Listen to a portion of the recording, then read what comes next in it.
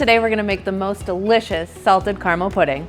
Start by whisking together brown sugar, cornstarch, and a pinch of salt in a saucepan. Add the egg yolks and mix until well combined. Then slowly whisk in the milk and cream until everything is smooth and silky. Cook over medium heat, stirring constantly. As it warms, the mixture thickens into a silky custard. Keep whisking to prevent lumps and scorching. Remove from heat and stir in butter and vanilla for richness and depth. Then comes the star, salted caramel. Stir until smooth, glossy, and irresistible.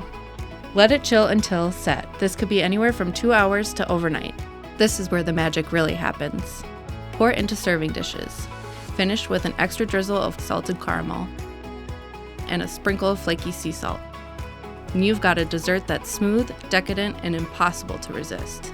And here you have salted caramel pudding.